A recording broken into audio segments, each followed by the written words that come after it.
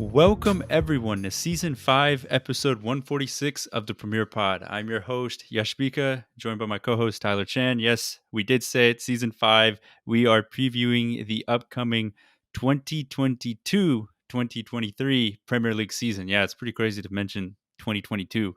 Doesn't It's just kind of crazy that it is 2022 right now, but we are approaching the season. We're recording this Thursday, August 4th. The season starts tomorrow. August 5th, Arsenal are kicking off the brand new Premier League season against Crystal Palace. Arsenal kicking off the Premier League season. I feel like this is like the third year in a row they've done this. I know for a fact they did it last year, but I feel like Arsenal are they're kind of like the one team that always seems to like kick off the new season. I swear like past 4 or 5 seasons they've done it at least the majority of the time. But Arsenal are kicking it off this season. It's crazy because I guess the off season has gone by really fast, and it feels like there wasn't really an off season because there was preseason. Then you had like some random National League games going on at the same time. So I feel like the off season hasn't really been there. I feel like it's just everything has gone by super fast, and now we're back into the full swing of things, which is pretty wild when you think of it. It's been a little bit longer though, just because at least for me, just watching like MLS games and having not much else in terms of sports to watch because also like NFL is also done, NBA finished. It's like there's just nothing. So then it just feels even longer because you don't have any other alternatives unless you watch like baseball. But I was like, man, I can't wait for it to come back. And there's been so many transfers since we has last had a pod. So Yeah. that's going to shape up a lot of the top six as we're going to discuss a lot of what the relegation battle is going to look like. And also just what the kits look like. Just what the new 2022 to 2023 Premier League kits are going to be like for this upcoming season. You finally get to see Yeah. them, and we'll see how it also will kind of mold where the season kind of is going to be interrupted by a World Cup midway, which is Yeah. going to be a little weird. So we'll see how that kind of In shapes up. November. Yep, from November to like just straight up December, it's gonna be a sprint for the World Cup, and then there's gonna be maybe a week break, and then they're back in action to finish off the rest of the season. So That's so yeah, it'll be crazy. interesting to how this season goes because this will be like the first time things will take like an actual pause outside of that COVID season, which no one really expected. Um, but yeah, it's gonna be a lot of football this season, and hopefully the players can keep up because yeah, there's just gonna be so much football going on. But like Tyler mentioned, we wanted to kick things off with the transfers going on with our teams. Obviously, for Manchester United for me, and then Liverpool for Tyler. Some big. I would say both teams have made some pretty big moves this summer. For Manchester United, obviously, before we ended last season, Eric Ten Hag was confirmed the new manager for Manchester United. Now he is fully at the helm with his full back staff, has had a preseason to kick things off for him. Actually did pretty well in the preseason tour. Lost the final game against Atletico Madrid and then drew against Crystal Palace, I believe. But other than that, the brand of football, the players kind of looking happier and a little bit more joyful, getting the best out of like certain players. Preseason was pretty joyful, I would say, for most Manchester United fans. It was nice to see some good signs, but they did make some couple signings here. They signed Tyro Malacia, I hope I'm saying his name right, a left back from PSV who can also kind of play right back as well in emergency situations. And then they signed Christian Eriksen on a free, and then Ooh. Lissandro Martinez, the center back from Ajax, coming in as the most expensive transfer for United right now. Um, Lissandro Martinez, interesting one because I believe he's like 5'10", or 5'7". I He's a think pretty five, short guy. yeah, like Yeah, he's a five pretty nine, short something like guy. that. Yeah, he's a pretty short center back, so a lot of people were concerned about how will he fare in the Premier League given his height. But we have seen in the past there have been some really good center backs that have been very small. Obviously, I'm not saying he's going to be Fabio. It was like Fabio Yeah, Cannavaro. Cannavaro. Hmm. Yeah, I'm not saying he's going to be Cannavaro, but just because if you're not super tall, like a gigantic figure as a center back, that doesn't mean you can't be successful. I'm going to be actually very interested to see how he plays. But a theme here from Eric Ten Hag, a lot of the players are from the Dutch. His time working with them at Ajax or from the Dutch league, so they kind of carry that same type of philosophy of playing out from the back, playing total brand of football. So I'm excited. I think the transfers we've had come in are pretty good. I think there are still some glaring holes in the squad. Particularly, I would say we probably need another center midfielder, which we've been trying to get Frankie De Jong, but It's just been a long played out saga now that I just don't think will happen. I think we need to look for alternatives, but um, basically would love to have like a CDM or like a central midfielder come in to kind of help provide some depth there. But striker would also be nice, but I don't know what's going to happen there because in terms of the players that have left the club, obviously we knew that Nemanja Matic and Juan Mata were going to leave because they were announced that they were going to leave before the end of last season. Then Jesse Lingard and Paul Pogba left on free transfers, and then Cavani also left on a free transfer. And then today they announced that Alex Telles has gone out on loan to Sevilla. So we've had a lot of people depart the club, and I think we've done a decent job of kind of providing some good backup or good players for the future. And then the biggest one is Cristiano Ronaldo.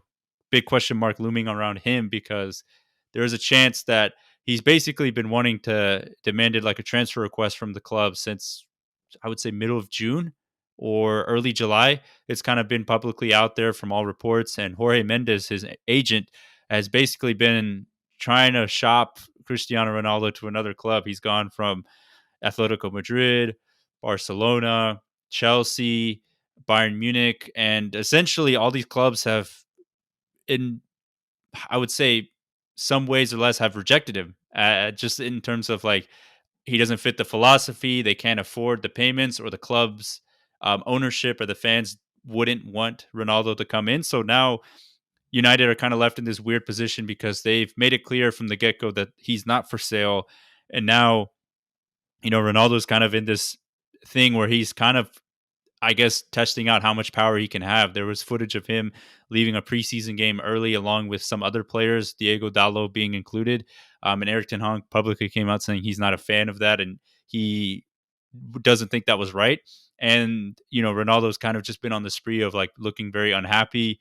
And yeah, it's just a really awkward situation right now because we can tell Ronaldo wants to leave to play Champions League football, but Mhm. fortunately, no club that is playing Champions League football right now, or no big club that could potentially win it, wants his services right now. And Manchester United kind of stuck at this weird spot where, yeah, he's a legend, but you can't have someone, I guess, outwardly disrespecting or being very adamantly upset at the club because it's just really brings everyone else down. It's really bad morale for everyone else. So it's a really weird situation right now. I think it's also like the first time he's gonna have to experience playing Europa League if he ends up staying there. It's gonna be Yeah. like, I don't know if he's gonna be able to handle that. And I think it's also kind of just funky, just because we saw like last season, bringing Ronaldo in, it really does change up the tactics for just how a whole entire team plays. So wherever he goes, whether he stays at Manchester United or goes to another team, it's gonna be a lot of just building around him. And I'm not sure if Eric Ten Hag wants to do that. I see he has like based on the players he did bring in this season already and like the players he already let go, he definitely has a vision that I don't know. It's not really kind of shaped around just beating Ronaldo, but Hmm. we'll see. It's he's still a Manchester United player, so regardless, it's not Yeah. like you can just bench him either.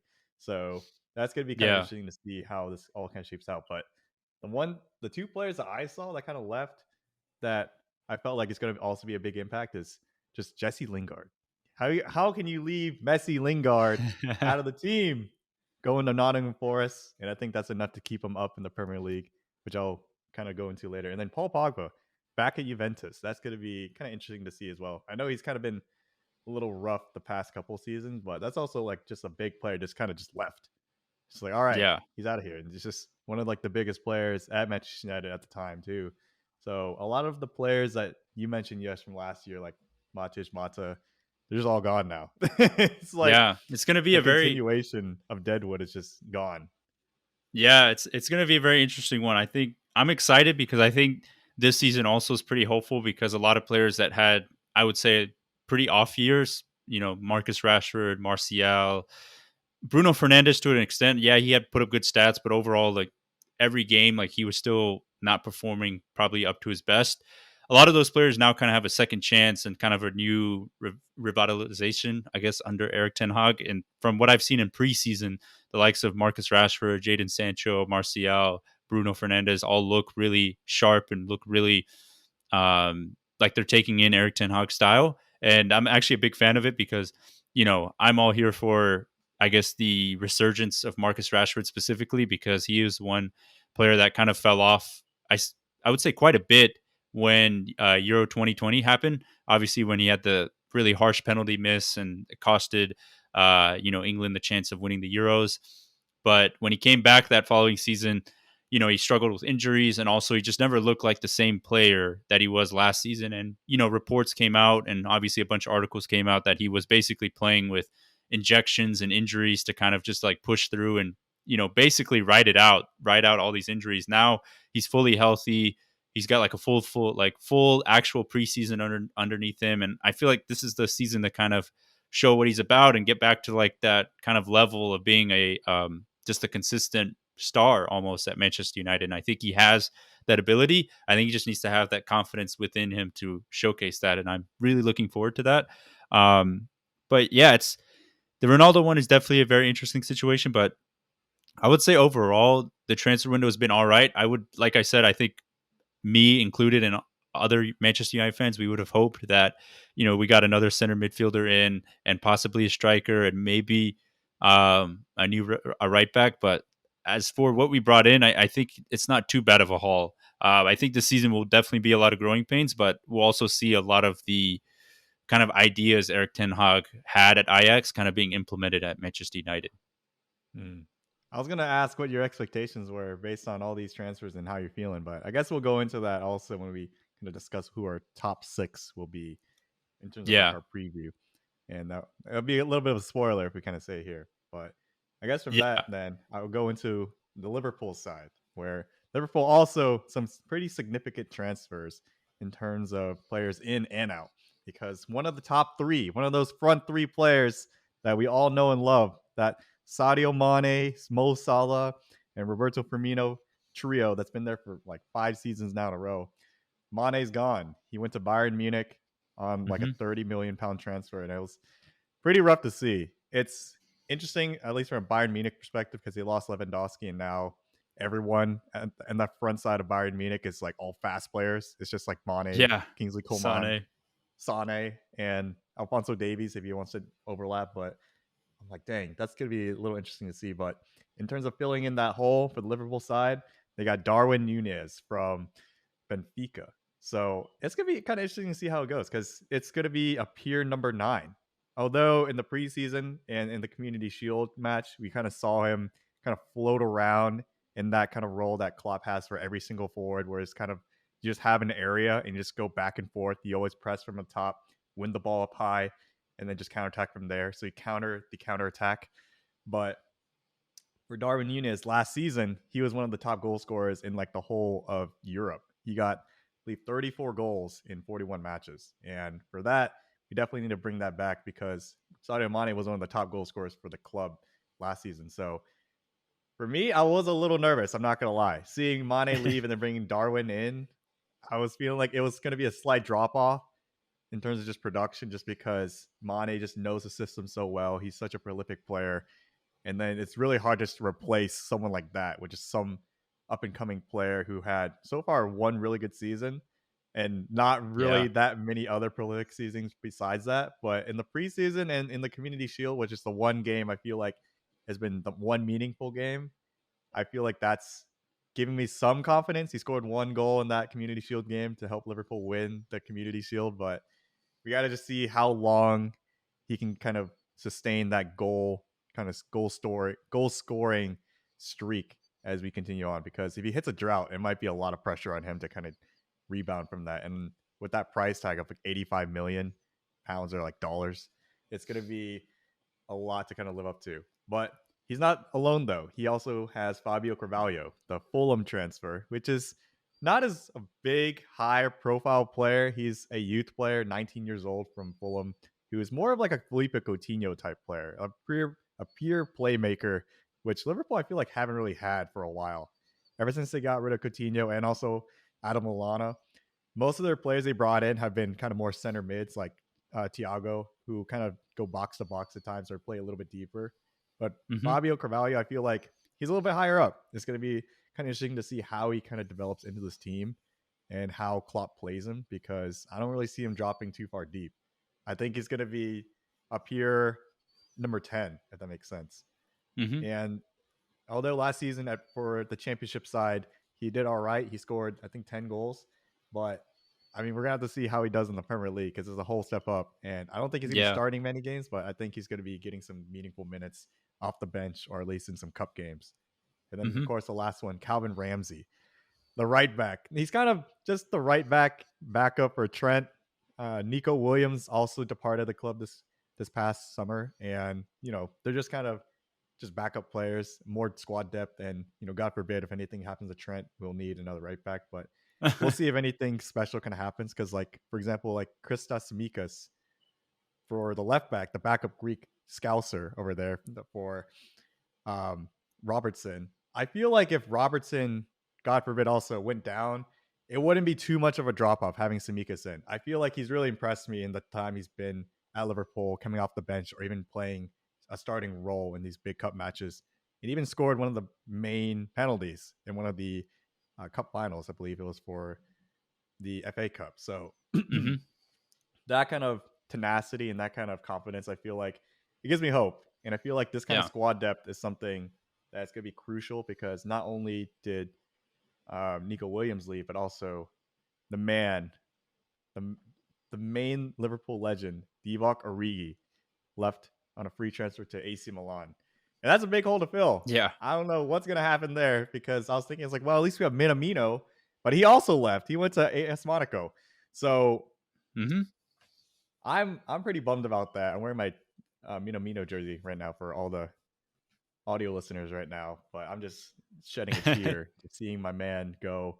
I mean, he was a really good role player, a really good sub, and Divock Origi, of course, is a legend. But we're gonna have to see who steps up to those other roles and becomes that kind of rotational backup. I guess it would be Firmino, just because Luis Diaz, Darwin Nunez, and Mo Salah seem to be the front three right now. If we were to put the strongest starting 11, Hmm. but even then, like I don't know, because like Oxlade as well, he was also on his way out, but he also picked up an injury, and you can't. I don't think you can transfer a player that's injured. Yeah. So They could have passed the that's medical. something that's also kind of something to think about. So I guess it'd be like Firmino, Fabio Carvalho, and like a few other Hmm. players. Maybe someone from like Harvey Elliott, but I think Harvey's playing a little bit deeper.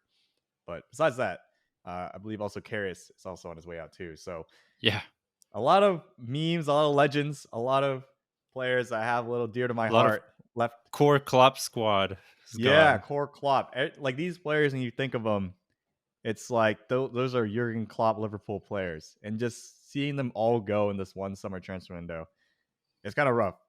Yeah. Klopp did re-sign a contract extension at the end of last season, so he's going to be here for a little longer. But Yeah. it's going to be interesting to see this kind of new phase of the next generation, I feel, of Liverpool players, because after seeing like Luis Diaz and Darwin Nunez come in, it's going to be interesting to see how Liverpool do this season. And with Luis Diaz, at least, he gives me a little hope because we saw in the last season he just slotted right in. It was like as if he was already been there for a few seasons at Liverpool, and he just Hmm. meshed so well with the Liverpool side and just the tactics. And for Darwin, it's looking like a match made in heaven as well. But we Hmm. can't really tell until we start seeing more games and getting some more data on it. But it is one of those, shed a tear moments this past summer. It's like, man, end of an era, but it's Yeah. hopeful for the future, for what's to come. Yeah. The Darwin Nunez transfer is definitely the most interesting one because I feel like that's the first time, I guess, in Jurgen Klopp's reign, they've splashed major cash at a big Yeah. attacker because Mo Salah was expensive, but he also wasn't too expensive, and he was kind of established as like he would be a solid player. This is like the first time Klopp has kind of just thrown, kind of rolled the dice and kind of picked up an unknown almost for like big money. This is not typical Liverpool strategy when it comes to these transfers. Usually, if they do get like a Darwin Nunez, it's more of a no one's heard of him, so he's really cheap or like semi cheap. So that Mhm. way, like he kind of goes under the radar. But they've never really been the type of team that be in for the hypest hype, like the biggest hype player, and then actually get him. It's kind of been like a I more of a Manchester United signing or Man City or possibly Chelsea. It's very rarely, at least since Klopp's been there, has Liverpool kind of been like the most hype youngster. Let's get him and see what Yeah. happens. It's a lot of criticism he's getting about it too, because Yeah, a few seasons ago, famously, I think he quoted, I'm not the type to going for like the big name, big money players. Like I wouldn't do that. yeah, And then like a few seasons later, it's like, all right, 85 mil. getting Darwin. It's Yeah, like, I definitely think because I think that happened before. I think that happened after Holland was announced, or yes. they Man City. So I feel like that was also a bit of a pressure play where Klopp kind of saw like, okay, if Man City have Holland, we need at least someone that could not Hmm. go toe to toe because I feel like Holland obviously is still better than Nunez right now, at least, but at least give them a fighting chance, that give them that little bit of something else because Man City now have Erling Holland and Julian Alvarez, who's also a really good Argentinian striker as well. Right. And I was thinking the same thing too. I think they saw that and they had to react, but I didn't Hmm. expect them to react that way. I was like, I think also compounding Mane leaving too. They're like, all right, Yeah, we gotta get yeah, you someone have to now. get someone. And there was not It's like, many oh that yeah. there's not many attackers out there unless you wanted to get an aging Lewandowski, but he only wanted to go to Barcelona, so that was kind of out of Yeah. the picture. Or just So a the really young up and coming player that's just way too expensive. So I feel like Darwin, just based on the market right now, it's like yeah, somehow seemed reasonable. supply and demand. The supply Supply of demand. young like starlet strikers was not there, so Hmm. demand went really high. But yeah, I think Liverpool have done decently well. I think obviously they've had some pretty big departures, but I think they are taking some big chances with the people they brought in. But if they work out, it ends up being a net positive for them because all these guys are really young. So if they do turn out to be good, they have them for longer periods of time rather than trying to replace them with well-known, proven players who are kind of ending or getting to the peak or ending the peak of their careers. So yeah, I think Liverpool have done decently well, and they've kind of set themselves up to be perennial title challengers once again, which I guess kind of leads us into our next topic, the famous top six prediction section. I guess I'll start it off. This one, I guess, is not too surprising. I don't have too many surprises on this one, but I have Manchester City, unfortunately, doing the three-peat for the Premier League. I think them signing Erling Haaland, having Julian Alvarez, you know, yeah, they lost Raheem Sterling, which is big. They also lost Zinchenko. They also lost Gabriel Jesus, which are, Sterling for the one is like a huge piece, but it's Pep Guardiola, it's Manchester City. They've shown in the past that they can lose people left and right and still be fine. They still have some really great players and a lot of good depth on that team. So I think they'll be fine. Liverpool, I think I have them finishing second. I still think they're really good, obviously. But I just think that City with Holland just kind of takes them a little bit above there. And then for third, third is actually kind of, now that I'm looking at it, I can actually flip flop the people I have for 3, 4, and 5. It's like kind of, it's always been back in my head which one I go for, which one I don't. But I think for third, I'm going to go back with Chelsea. I think Chelsea will finish third once again. I know there's been a lot of question marks about their transfer strategy, especially with the new owner, Todd Boehly, coming in and kind of just going interested in every single player out there in Europe. But they did sign Raheem Sterling, which is a huge player to get them to get. And they also signed Kalidou Koulibaly, who, if you would have told them 3 years ago they were selling Koulibaly, like everyone would have freaked out. I still think Koulibaly is a really solid, good defender. And Chelsea have shown that the likes of Thiago Silva, being a center back, it doesn't really matter your age as long as you have the awareness and kind of the ability to read the game well. I think you can still be good. So I think they're pretty solid back there. They announced that Aspilicueta signed a new 2-year deal, which is good because that's another leadership, another leader back there in the defense. Midfield, some question marks there, but obviously they did let Romelu Lukaku go out on loan because ultimately a flop. I think that they need to figure out the striker situation. I think if they can get a solid striker in or someone semi decent to score a regular amount of goals, I think they'll basically solidify themselves for third place, because I don't think playing Kai Havertz as like a false nine isn't doing him justice and playing him in his best spot. And also, it doesn't really um, basically pose a big threat for other people that are defending Chelsea, because Timo Werner has shown that he just isn't up to this level. At least it hasn't worked out at Chelsea. Who knows where it could work out elsewhere. And then for fourth, I have Arsenal. I think Arsenal have retooled really well, and they've picked up some really good players to fix a lot of the deficiencies they were having. They finally have, I think, now a reliable striker, and they also have a striker in Gabriel Jesus, who now has the opportunity to be the number 9 at a club. I think we've always kind of joked around that, oh, when is Gabriel Jesus going to take the reins off Sergio Aguero and be like the number 9 for Manchester City? But as we've seen with Pep Guardiola, he doesn't really care about playing with the number 9. He can just do whatever he wants. I think Gabriel Jesus, Mikel Arteta's played with him. I think it's just a really good match, and for what we've seen from preseason, he's gelled in perfectly. Zinchenko is a really good, solid defender and kind of midfield hybrid option that they picked up as well. Bukayo Saka looks like he's going to take another step. Emil Smith Rowe. They just have a really young squad. They picked up a lot of good players, and I think they've retooled in the right areas that I think they can get back into Champions League football. And I have fifth for Tottenham. Like I said, I think 3, 4, and 5 can swap on any given day. But the reason I have fifth for Tottenham is because yes, they have signed a lot of good players, but and I know Antonio Conte is a really good coach. Second season, they're going to have Champions League football. Harry Kane, everyone's going to be, it's going to be a good vibe at Tottenham compared to last year. But Antonio Conte struggles a lot in the Champions League, and I don't know. I just have a feeling. Yeah, they've signed good players, but I always feel like this summer window kind of reminds me of the windows Everton has had in the past, where you remember couple of seasons ago, Everton would kind of have these crazy summer windows where they're like, oh, they signed Davy Klaassen, they signed that guy, they signed him. Like those guys used to be pretty big back in the day, or like they used to be some well-known like players. And I feel like Tottenham have kind of had that same window where they've signed Longley, who isn't that great of a center back anymore. 5 years ago, 4 years ago, if you mentioned Longley, they'd be like, "Oh my gosh, how'd they get Longley?" But obviously, that's not the case anymore. Perisic is still a solid player, but he's obviously much older than he was, 3 or 2 years ago. They signed Basuma, who I think is a good midfielder, and they've signed like a youngster, I think Dejed Spence, or I feel like I hope I'm saying his name right, but Mhm. a youngster from Middlesbrough who shows signs of potential. And they did sign Richarlison, but I don't know. I just feel like their window they had, I feel like, yeah, it got a lot of like the hype, but I feel like it has a really good chance of crashing really fast because those players could ultimately not end up living up to their transfer fees. So that's why I've Tottenham at fifth. And then unfortunately for myself, I have my beloved team, Manchester United. I had them finishing sixth. I just think right now, I think the teams that are above them are just a little bit better in terms of they've had a manager that's set a system in place, have the players in place. I think this will be another rebuilding year for Manchester United, obviously, but I do think what plagued Manchester United last season were the ebbs and flows of just like the really high highs and really low lows. I feel like with Ten Hag, it's going to be a lot more stable now, hopefully.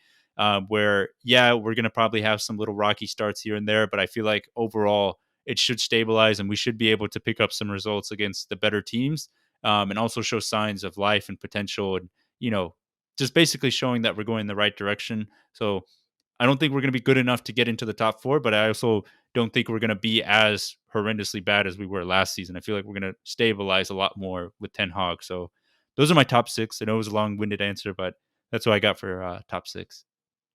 So let's review. We got Man City first, Liverpool Yeah, second, Chelsea third, Arsenal fourth, Tottenham yeah, fifth, and then Manchester United sixth. yes, So of those six, I have the same six clubs, but in different order. yeah, So for me, I'm just gonna say my six first, and then I would just go explanations from there. So for me, I have Liverpool winning first. I think this is a title winning year. Yes, this is gonna be our season. Man City is gonna be a close second. Tottenham, I have in third. I don't know if that's a hot take in 2022. And yeah, then Arsenal in fourth as well, because I was like, you know, it's time. It's time for Wenger, like notorious top four finish once again. He's gonna come back this season. And then Chelsea in fifth, and then your Man U also having six. So pretty similar. I would say like we flipped the first two, and then of like between three and four, three, four, and five, it's once again also like you can just flip around anywhere. But I just have the yeah, specific order. So for me, my kind of reasoning for this order is because for me, I feel like Man City is also going to be experiencing something kind of similar to Liverpool, where they're going to have a number nine, like a pure number nine for the first time in a long time. Like they've always had like a hybrid, and even with Sergio Aguero, he was a pure striker, but he's also like one of the more technical, agile kind of players. But Erling hmm Haaland is very much like a brute force kind of big guy. He's a target man, and we yeah, saw in the Community Shield at times his touch kind of let him down. And he got a little unlucky with some of the finishes. He got a lot of opportunities, but it's just like it just something wasn't there. And like I feel like that was maybe some writing on the wall where it's like it might take a few matches for him to really get into it. And also there's been a lot of criticism that Darwin Nunez will also kind of experience, where the prolific kind of goal scoring that Erling Haaland had in the Bundesliga is because the level of play is not as high as the Premier League. And even I think Erling Haaland said himself, he's like, when I had to go up against Van Dijk, he just sort of popped up. I didn't even see him, and he's just such like a huge man. It's like Yeah. I wasn't expecting that. So I think like little things like this, it might take him a little bit more time than people might anticipate. With even such like a big transfer fee of Erling Haaland coming in, that it might take a couple games, and those couple games are huge because if you Hmm. remember from last season, Liverpool lost Yeah. the Neck title and neck. within like 3 points, like less than 3 points, and Yeah. it's because they dropped a game at the very, I think, early part of the season. I think it was like a 3-3 draw against Brentford, and I was like, what the heck? And those games, like those draws, those losses, even though it's one, two, or three of them, determine the title between these Yeah. two teams. So I believe the two teams themselves, like Liverpool and Man City, I really don't think they really improved or really went down in terms of quality all that much as opposed to last season. I feel like they're relatively the same, Hmm. but it's just we're going to see how these new players kind of play and how consistent they can be throughout the season. And that's going to determine who's going to get on top. And I feel like with Liverpool system, might be a little easier in terms of just matching the physicality of the players that are brought in from Klopp, rather than having Man City and like Erling Haaland and Alvarez learn Pep Guardiola's high tiki taka style, which takes a few games, a few seasons to really get a hold of, and also having like a certain skill set to really get a hold of as well. Just having that high possession kind of tactic. It might take a few to really get into that. So I think those kind of slight nuances is why I have Liverpool edging out Man City for this one. And also on top of that, Man City, if they were to repeat another title, that'd be three in a row, 3 seasons in a row. I'm like, that's a Yeah. lot. It's really hard to repeat in general, but to do it three Yeah. I times in a row, I feel like think that's a lot. Manchester United, though, I feel like they're the only team that have done it way I back. think I think, potentially. or it's been only two beats. Three. Yeah. Actually, I'm trying to think. I'm not sure off the top of my head, but I know for at Yeah. least for Manchester United too. I'm not gonna I'm not gonna roast Yash, but it's just like the level of quality between Manchester United back in the days versus like now. It's like Man United could win with like 80 points, but now these days you have to have like 97. And I'm like, bro, I don't know if Man City can do that 3 seasons in a row. I think it'll still be really close, and I still think it'll be a high 90s points total finish, but that's what I have. Liverpool kind of edging out Man City for that. And then for three, I have Tottenham. Just because I know Antonio Conte, he's not great in the Champions League, but in the league itself, the Premier League, he's shown that he can be a champion, whether it be in the Premier League with Chelsea or with Juventus in the Serie A. He always finds a Hmm. way. And I feel like with this Tottenham side, when he came in after Espirito Santos left last season, he basically brought this team into one of like the best teams in the league. And then they dropped off a little bit. And then Yeah. I think with this transfer window, he brought in players that knows the system from Inter Milan, that he knows how they play, and also that he kept Son and Kane. I feel like that's also really crucial because these are some of the best players in the league, like two of the best duos in the whole league in terms of goal scoring. Hmm. And I feel like that firepower will be enough to keep them in the top four, and most likely better than I feel like Arsenal and Chelsea in terms of goal scoring. The defense might be a little sus. I'm not gonna lie, but I think with that, I don't really like Richarlison myself. I'm not gonna lie, but at Everton, I feel like he was part of the reason why Everton was struggling in the relegation zone, and for the price they got him for, which is I think like above 50 million or something, I was like, what the Yeah. heck? And he scored only like 7 goals or something ridiculous. Yeah. But I don't know. It's just Richarlison. He just really. It's hard for him to also keep his cool, and that little like chicken celebration dance kind of freaks me out. But I don't know. I think besides that, they still have Kane, Son, and Kulusevski as well. So I was like, okay, we'll be Yeah. fine. But Paris Six is also gonna be an interesting one. I think in the Premier League Fantasy League, they like the app. They deem him like a defender. So I don't know what that means. Oh yeah, there I was think reports that he's he would be like left back. He'd be basically like left wing back because then Conte doesn't like Regulon or what's his name, the one that was playing. What's Tanganga no or that like he wants him gone as well. The Rom- Romero, no, it's the left back. Oh, Emerson Royale. He also oh, does not. Emerson He's not Royale. a. Okay. Yeah, he's not a fan of either three of those guys. So that's why Perisic is also kind of being like They're gonna going bring to be in a like left left mid. wing back. Yeah, left wing back essentially, like Marcos Alonso esque. Yeah. Okay. And I guess besides that, I feel like Basuma should be all right. Hmm. More than all right. He should be really good. And I also think Yeah, Lay, maybe the new environment might rejuvenate him. He was like a yeah, pretty good player at the beginning of his time at Barcelona, but then he's just really dropped off since. But I yeah, mean, the competition in terms of defense at Tottenham is not really that great to begin with. So I think if this was like that car meme where it's like you have the front of a car, the middle of a car, the end of the car, and the front is like the forwards, the middle is like the midfield, and the back end is like the defense. I feel hmm like the front and middle part, like Ferrari esque, like at least sports car esque up there, but then the defense has always been that rusted car. Like just it's just something that's just kind of rotten. They have Hugo Lloris still in goal, who I still think is one of the yeah, top keepers in the league. But it's just in front of him, it's like a musical chair situation where it's just like they're all like okay, but it's just like none where it's like I probably would not really trust them to really build around this team. So who hmm knows? Maybe we'll see. But if these kind of players kind of come in and make a lot more difference, but I think it's still enough to keep them in third. That was a long answer for Tottenham, but yeah, for fourth, I have Arsenal. Arsenal, they have a whole documentary about them now on Amazon Prime. I yeah. forgot what it's called, but All or it's still nothing. ongoing. Wait, what? All or Oh yeah, nothing. all or nothing, all or nothing. Yeah. And like I feel like there's a lot of insight for like what Arteta's vision is for the club, and it's been pretty clear from last season too, after bringing in all those youth players, that he really wants to build his philosophy up, and he has some pretty insane tactics based on just what I've seen from the documentary, Yeah. like him playing "You'll Never Walk Alone" during Yeah. practice, The training session. during training session. That's like UGA playing "Dixieland Delight" during training session, which is like the Alabama theme song, I guess. But I think this is just going to build on top of the players he already has. And as Yash mentioned, bring in Gabriel Jesus, who I know it's like a sloppy seconds for kind of bringing in like Man City players. Also, Zinchenko. Arteta mentioned Zinchenko first as a good number 10, which is a Mm, little weird to kind of hear.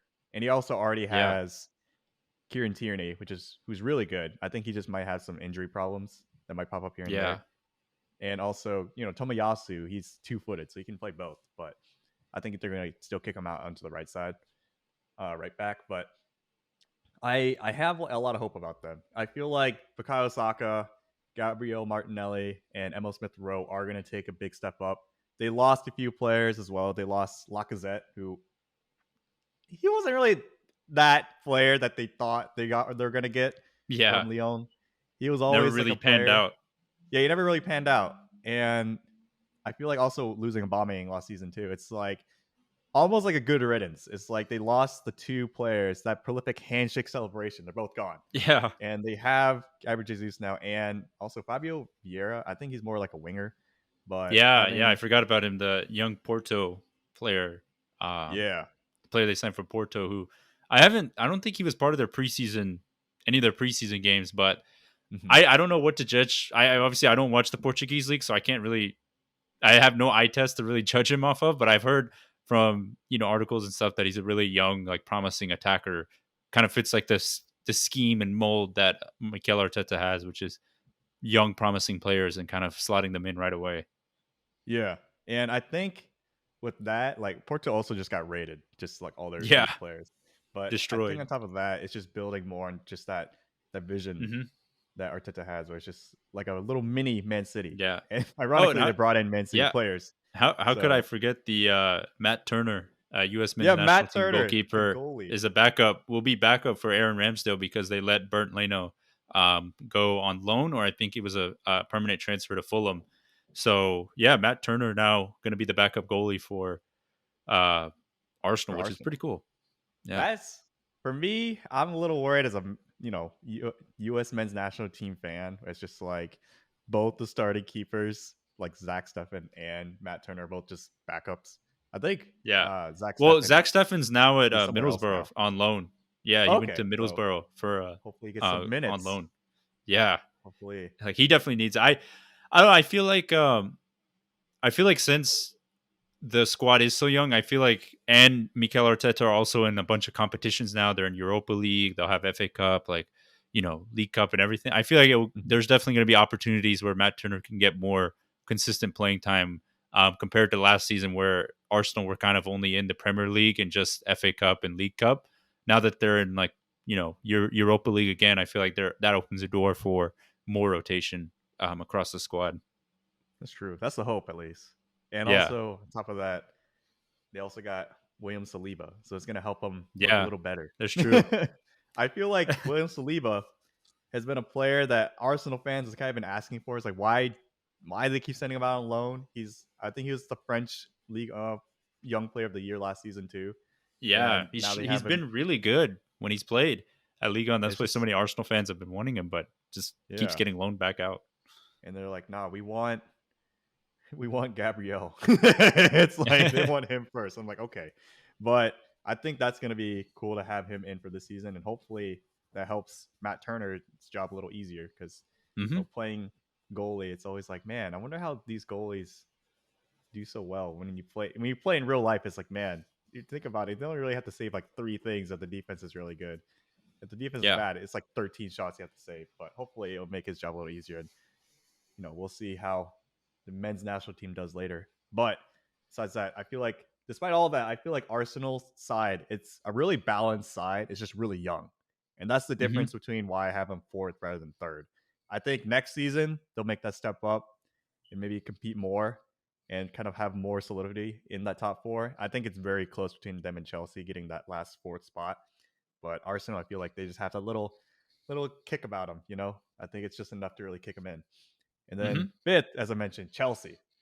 Yeah.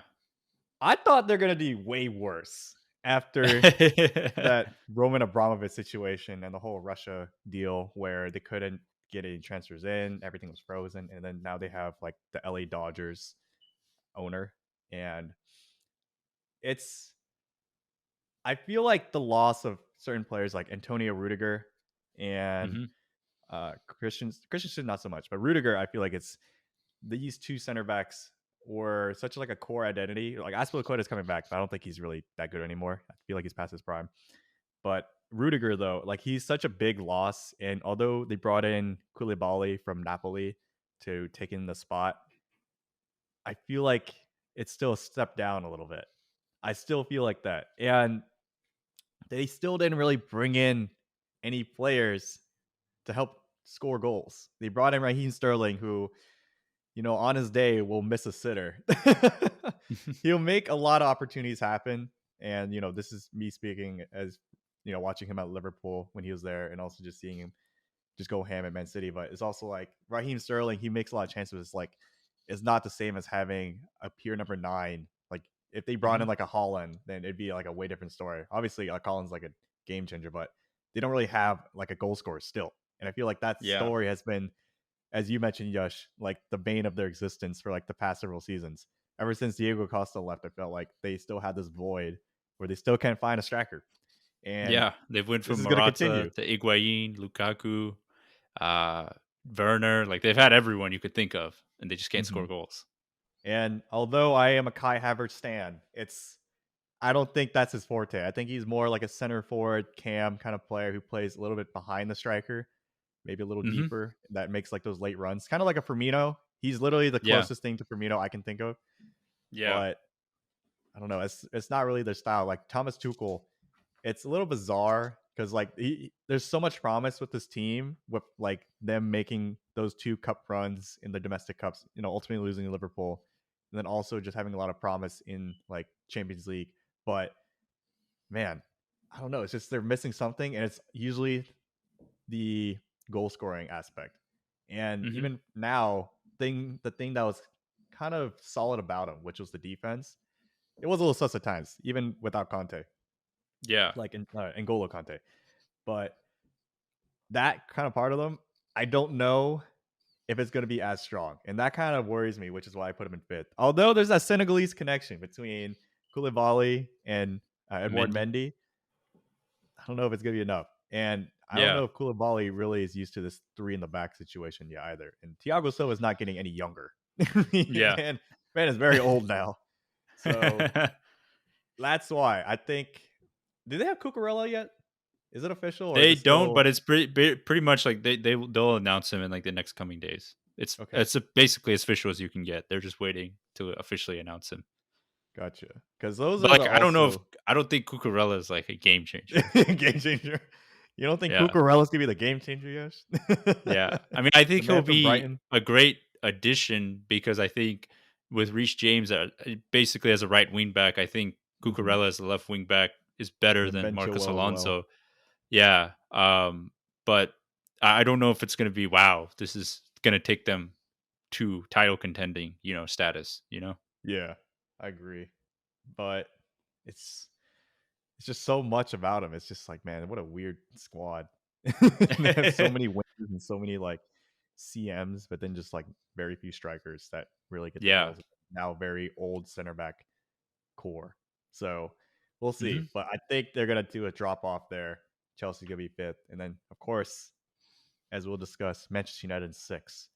I just feel like I don't know. Maybe it's just me just being a little pessimistic against Dutch coaches coming into the Premier League with this kind of Ajax total football mentality where it'll take a few seasons to really get it down because with the criticism I have of Ajax is that their academy products and their coaches they all play the same football. Like growing up from the Ajax academy to playing the first team football, they all knew what total football was. It's like Johan Cruyff kind of football where it's just like everyone has the possession. It's just all like one touch. It's a little bit like a mini tiki taka, almost like a 4-3-3 kind of style, but not everyone came from Ajax, and the only players on that team from that Ajax kind of system are like Ericsson, Martinez, and I guess you can say some of the other Eredivisie players from that side have experienced it just from just playing it, but playing against it, but not that many. And I think it'll take a little bit of time. Also, just given Manchester United just been struggling the past couple seasons, although they finished second like a couple seasons ago, it's not like they just bounce back and then just seeing Ronaldo kind of seeing this new kind of culture change. It's like it's gonna be so weird. It's gonna be Hmm. somewhat political. It's Yeah. like what the heck's going on? It's just so much Yeah. chaos. I feel like despite Eric Ten Hag coming in, it's gonna take a few months, a few kind of games to really get a feel of how this team is doing. I really can't tell compared to the previous seasons because like now they went from like a really cool manager who's just friends with everyone to Ralph Rangnick who just is like this is how things are going to be, and then no one could really fit his style. He's like, well, I have no plan B, so I guess we're just going to lose. And then now it's Eric Ten Hag who's also more like Ralph Rangnick who's like, all right, this is how it's going to be, and everyone who can do it is out. And Yeah. now it's and then he brought in like his squad of players. So we're gonna see how this is gonna go and how it really will fare in the Premier League. Because if you think about it, I don't really know if there's many other teams, even if you think of like mid-table teams or like relegation teams that really tried this attempt besides Frank de Boer with Crystal Palace. So it's like it's Yeah. gonna be an interesting experiment on top of that. Yeah, I've had my expectations tempered, but I think most if you were to ask most United fans, I think we're all pretty optimistic about the season just because last season was so bad.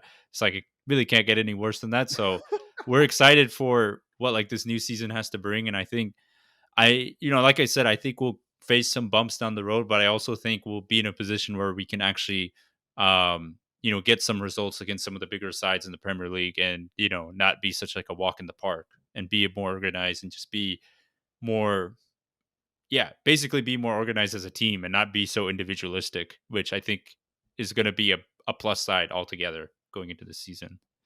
Mhm. Um, but yeah, I mean, that was a Sure. pretty comprehensive top six right there. So Tyler had Liverpool, City, Tottenham, Arsenal, Chelsea, and Manchester United in that order. And Mhm. then now, I guess it probably just makes sense to go to the relegation fight. To be honest, be totally clear, I don't know too much about the teams that I've picked for the relegation fight because unlike previous years, just we're all busy. At least for me, I'm busy. I don't have a lot of time to practice up and study up on like all the teams, but Same, just same. from just kind of knowledge from other people as well, and just kind of reading articles here and there. I think my list, the reason I picked them is just I can't give like a full on backing, but just kind of gut feeling. I have Fulham because they're the Norwich. They're just another yo-yo club. I think they're just going to struggle again. And then I have Forest in here, Nottingham Forest. I think newly promoted side. Usually, it can go one or two ways. You get a big bump and you end up doing really well, or you just kind of struggle a lot. I think they're going to be in the struggle phase. And then I have Brentford because they have the second season blues. They lost Christian Eriksen, which is a huge player to lose. And I think, I just think they're going to kind of face that second season hump that we saw Leeds face, where they almost got relegated but managed to sneak their way into staying in the Premier League. And I think for Brentford, they're going to face the same trouble, but I don't know if they're going to get the same luck to kind of sneak away and stay in the Premier League again. So I have Fulham, Forest, and Brentford for my relegation teams. Ooh. I am very close with your same three, but I have Fulham, Bournemouth, and it's hard to say, but Southampton. Southampton it was I'll put those last. I'll say that one last. Okay, but Fulham, I agree with you. It's like a yo-yo club where Yeah. they'll never face Norwich because they're just going to keep flipping back and forth between the Championship and the Premier League, like alternate. So it'd be like, all right, you're last, and then it'd be like Fulham's 20th, and then Norwich is first, and they flip, and then next season it'll be Fulham getting first, and then Norwich getting 20th. So that's just going to happen again. I don't think Alexander Mitrovic is going to get his 40 goals like he did in the championship. Yo. I think something we mentioned at the very end of last season, I think he's going to do really well at the beginning of the season, get some goals, and then he's just going to drop off. Hmm. So I think that's just what's going to happen. It's going to be like a Timo Pukki situation. And then my second club I have is Bournemouth. I just don't think there's enough players on that side that are quality enough to really stay in the Premier League. They didn't really make enough transfers that really were notable that I could really that of players that I really actually even knew. I was just like, I don't know, unless you can overcome that with good managerial tactics, which they don't have Eddie Howe anymore. I don't know if they can do it again. They still have Solanke, but I'm just like, he couldn't really cut it for Liverpool. I don't know if he can cut it again for Bournemouth. So I think they're going to go down just because of just a lack of quality overall with the squad. It just feels like a Hmm. championship side already, and we'll just see if they can survive. And then finally, Southampton. Southampton was a hard one for me to pick just because there is other Hasenhüttl. options. Yeah, there's Hasenhüttl. He's such a like a hit or miss kind of manager. Where it's like he'll win a game big against he beat like Liverpool Liverpool. and then freaking loses 9-0 to like Leicester or something. It's like what the heck. He lost So 9-1 to Manchester United. that too. I was like, bro, what is going on? Never And forget, he was in tears after beating Klopp, he as we call was him, the great value Klopp. the great value Klopp. And ever since then, they're never the same the rest of the season. But sneakily, their goal difference, their goals scored and goals conceded were about the same as Everton last season. They're just a Hmm. lot more quiet about it because Everton had to make that great escape, which was some BS, but they managed to pull it off. And Southampton also lost Broja, which is I believe he's like the Armenian player who was on loan Yeah, from Chelsea Chelsea. And he was loanee. one of their like main goal scorers, and he's gone. And they were basically replaced him and a few other forwards with kind of more prospect players. And I know Southampton has a really good academy for developing players like this. We can just have like a huge list.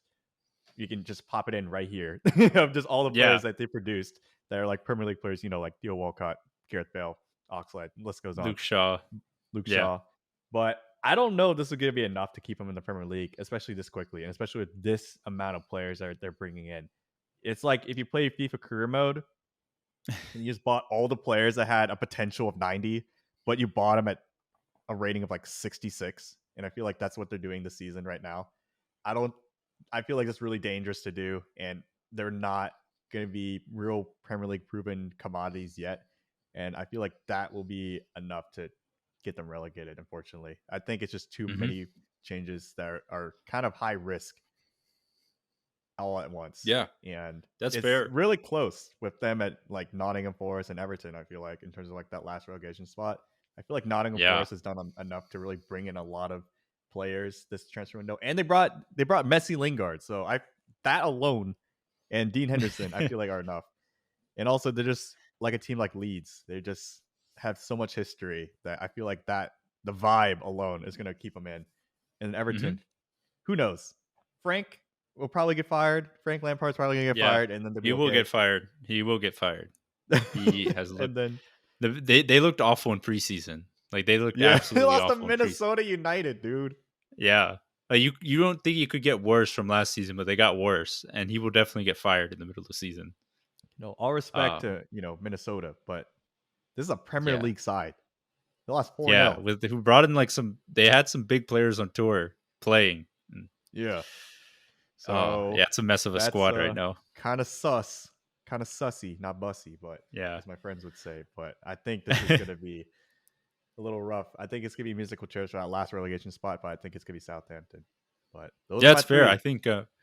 I think I saw some other people kind of put Southampton as like a dark horse to get relegated. I know I used to have them Dark horse as a dark relegation. horse. Yeah, I remember I had them. I think it was maybe 3 or 4 seasons ago. At this point, I genuinely thought they were going to get relegated, and then that was a season where they actually did really decent. And Mm. that's how I was like, okay, I'm going to just stop picking Southampton because they somehow always manage to pull through. But Oh, I will um, say this is th- the. I think this is the first preseason prediction. I did not put Crystal Palace as a relegation team. yeah, I you've always just tend to have them. I always have them, but I But don't see Patrick Vieira, Zaha he's doing some leaving. good stuff. Freaking Vieira. Patrick Vieira, he's doing I'm some still good very stuff. surprised he did that. Like they did really well Yeah, last season for yeah, my expectations, and I feel like yeah. They actually have some really good players, to be honest, too. Like yeah, like Eze. Eze They also have another and youngster. Forgetting the name, but he also did really well. Mitchell. Uh, I I like think that. so. Yeah. So yeah, Patrick Vieira is doing a really good job there. So I think Crystal Palace are safely going to I be in the think they're Premier just gonna League. be like 14th, Yeah. as per usual. But But that I yeah, think that's a good transition into kind of our little fun section right here. Just kits. We kind of added it last season. I think last season was the first time we ever did it, but kind of bringing it back for this season. We're going to start off with like the best home and away kits. I'll give my best home. So it was a tie between Crystal Palace or Manchester United, but I'm going to go with Crystal Palace because if you haven't seen their kit, you gotta take a look at it because it is just a nice, great design. I wouldn't say it's a simple design. It's just a great. It's almost like almost like zigzag of like red and blue, and you kind of have like the hmm, white little shoulder. They're not, I guess, not shoulder cuffs, like the sleeve yeah, cuffs yeah. almost. The sleeve cuffs. Little yeah, little white part there. It's just it's like a combination of like that 2017-18 Liverpool home kit where it was like that really dark red with the Yeah, little and the white white sleeves. sleeves. Yeah, it was just a nice, great, like simple look. And Crystal Palace brought it back with them, but they also threw in the Crystal Palace kind of twist, which was like the red and blue infusion. And it just looks really nice. And they did a really good job with their home kit. So I have to give it to Crystal Palace for the best home jersey this season. Mm. It looks like their stripes are like kind of like markers if you just like Hmm. squiggle down. So that's pretty cool.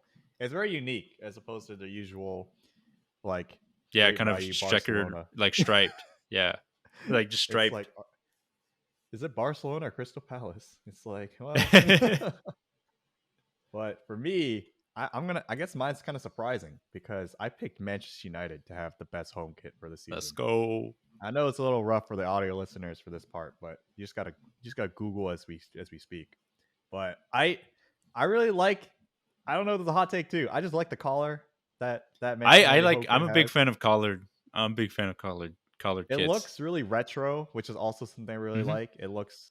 Yeah. It still has that ugly Team Viewer logo in the front, but I think the rest of the kit is really clean and Like Yeah, it's this. I feel like Adidas has like this kind of style for the season with like the Arsenal kit too, where it's like the retro has a style. collar and like a little retro kind of 80s or 90s kind of collar. Oh, wait, Hmm. 80s 90s too far back. More like early 2000s, where it's like Yeah, a I like that. I like. I was a big fan of the Manchester United home kit. I really like the little design on the collar as well because they haven't had a collared kit since the 2017-18 home kit, which I mhm. think was one of the best like Chevrolet kits they put out. And like Chevrolet since kits. Adidas, yeah, like since one of the best like since like when Chevrolet was a sponsor, that I think that was the best kit, and also since Adidas has been Manchester United's kit sponsor, I think that was one of the Mm, best ones, and it had a collar with it. okay, well, much to my chagrin, Manchester United best home kit. Man, I can't look at this anymore. It's just makes me Yeah. sad. Well, I will take Oh, that back. They didn't have collar; it had the buttons on it, which kind of gave the illusion oh of a yeah, yeah. collar. Like, I know what you're talking about. yeah, and I also like that as well. I think it just makes it a little bit more adds a little bit of flair to it compared to a Yeah. normal one. But I do like that pick, Tyler. I'm not going to complain about it. But for the best away one, I have to go with my team, which is Manchester United. Just just a nice clean white kit as an away kit. They hadn't had like an away white kit since I believe 2014-15 or 2015-16. So it's actually been a decent amount of time since Manchester United have had a nice clean white away kit, and I just love this one. It just looks really nice. It has that nice little design on the collar, like the red and white, kind of like I guess rectangles, and it just is very clean. And I enjoy like the crest, the way the crest is. It's just not the simple crest on it. It's got the same type of design as the home kit with the little pennant, little flag thingy, and it's in black, and it just looks really nice. I Yeah. I like it. It just the colors all mash well, and it's just a nice looking jersey. I want to see what it looks like in person. Like in the Yeah. pictures, it looks like one thing, but then in person, it's like, we'll see. But like on the pictures, it really does look really nice. I'm just like, I wonder what it looks like on like a normal person. I feel like that's a true test. White jerseys, a little more difficult to really rock. So that's why I'm also like, we'll see. But for me, my best away kit is the Arsenal away kit, the black one. It has like I just really like that it has the Arsenal cannon on it as their badge. It doesn't have like the full Mm, Arsenal logo. It just has their like little cannon. yeah. And I like how for at least the color, I like more darker colors, so like all black is pretty nice. And they have like little kind of triangular designs on it. It's a little kind of abstract to talk about. It's like if I went to an art museum, it's like, oh yes, I like this painting because it has these particular shapes and different tones. But it's true. Like this one is just a little artsy for a basically a soccer kit, and it just kind of pops that kind of Emirates. Like Emirates, I feel like it's a decent logo, or yeah, I guess logo to have on a jersey, and it's just everything about it. It's just it all kind of meshes well, as opposed to some of Yeah. the other jerseys we're going to talk about. But for me, for an Arsenal away kit, I think even last season, I think Arsenal's away kit was the one I picked for the best away kit as well. Yeah, So they've released some really good jerseys since Adidas has taken over. maybe I'm just a big Arsenal kit fan. Yeah. I mean, they are Kid FC or Kit had been FC, Kid FC man. for a while. But Gosh. I like that. I am also a big fan of the Arsenals cuz I also enjoyed Manchester United's black Adidas jerseys when they had them a couple of seasons back. Cuz those are also kind of like a very clean style as well. So big fan of Arsenal's black jerseys as well. And now finally, the ugliest kits. I'm going to start it off. I have Everton home, just just not a really good look because the company logo stake.com just is not a Steak.com? very, yeah, stake.com just doesn't it just doesn't, like, the logo just does not look well in a jersey. And yeah, that's primarily like, I think we've had this discussion before. The sponsor can make or break a jersey, and unfortunately for Everton, the sponsor broke this one. Dude, it's literally a meme, man. If they get relegated because of Steak.com, I mean, It's tough. oh my gosh. It's a double whammy. Gosh dang. Well, I feel like my pick for ugliest home kit is it's gonna be a bit of a surprise. I actually think it's the Liverpool home kit is the worst, or I should say ugliest home kit because I have some beef right now because if you are a person trying to buy a Liverpool kit right now, there's two versions you can get. You can get like the authentic version, which in the US is like 165 bucks, or you can get like the replica, which is like 90 bucks. The difference between those is so drastic in terms of the quality of the jersey and also like what the pattern design is. Like the $90 one, which is the one that everyone probably gets, is like a red jersey, like just like a default, like there's no design on it. It looks like one you just get off a rack from like an outlet mall for like 20 bucks and they slapped on the logos on it, or like the crest, Standard Chartered, the Nike logo, and then it's just like boom 90. And like it feels like a tired job. It feels like it's, every once in a while you have to have like just a solid red kit. I believe that. But it's just like the difference between just the replica and the authentic. And even the authentic one, it still looks like just a regular plain red jersey. Like there's not too much special about it. Like there are some slight patterns and textures on that jersey in particular if you kind of zoom in and kind of feel the jersey itself, but it's just not enough, I feel like, to really feel like they did a good job on it. It just feels too plain. It's like, what the heck? This is not even like a minimalist would be upset with this. It's like, it's and then just where they have the stitch lines on the jersey itself, it's just also just kind of whack. It's just it's in between the chest and the shoulders. It's just everything about it just seems a little off, and that's why I think it's the obvious one. It's just something off about it, just always, and just the replica kit is just the cherry on top. Just to send it over, it's just like, man, I usually like I have to get the jersey.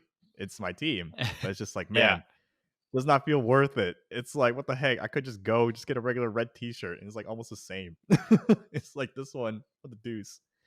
So that's my spiel for the Hmm. Liverpool home kit for this season. Yeah, Gosh you dang hate it, to see it. You hate to see it. You hate to see I it. hate to But see it. ugliest away for me, I got Manchester City. I think I actually don't mind their home kit. I think their home kit is not too bad. Their this season, but their away kit, the red, I understand they're going back for like that retro red and black look, but I mean, come on. At that point, Manchester's already red, and you're just kind of provoking that with the red and black kit right here.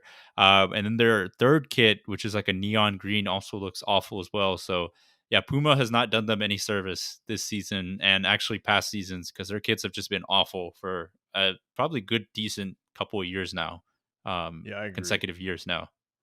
Like it's like especially bad this season. It's like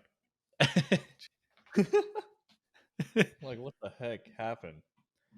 But I feel like for me, it's not too far different from who I think is the worst away kit, and I think it's actually Tottenham's. I just think they're going more for like the style Yeah, where it's like, that's they have the really crest, bad. the logo all in the middle, everything's in the middle. But it's just since Nike also is right now using like a very like not only Nike but also like Adidas as well. They kind of have like one kind of layout for all the jerseys, right? And then because like if you look at the Arsenal home and the Manchester United home, it's like same Kinda collar, similar. same kind of patterns. And for the Nike kits, it's also kind of relatively the same, where it's like every jersey is like same stitch lines across the chest, same kind of patterns, things like that. But just the colorway they have for this one, the Tottenham kit, it just looks like an away or it's an away kit that looks like a training kit, like a Yeah. pre-match top. And I'm like, what the heck? And it's just the colors they picked for it too are Yeah, just the neon so is not ugly. doing it for me. Yeah, it the looks neon is like not doing it for me. it looks like something you put on a shoe rather than like a shirt, if that makes sense. It's just like, Mhm. ugh. The It's colors, yeah. it's it's a shirt that has a particular colorway that you would know go on sale because no one would buy it. And it's also a Tottenham kit, so it's probably gonna go on sale because of that. But gosh dang, that Yeah, not a fan. not a fan. I'm sorry, Not Nike, a but it's fan. just this season's just kind of rough on the jerseys. Yeah. What the heck It's happened? tough. Yeah, Oh I agree gosh. with you. The Tottenham away kit is just it's not good, especially because was it last year where they had the pure white away kit? Yeah, or was that their home kit? I can't remember, but they've Oh had yeah, yeah, clean that was kits in the last year. past.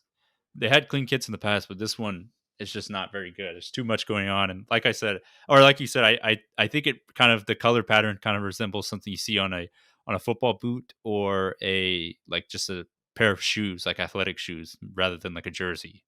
If you Yeah. get me, yeah. So it's Oh, I can't look at interesting. this.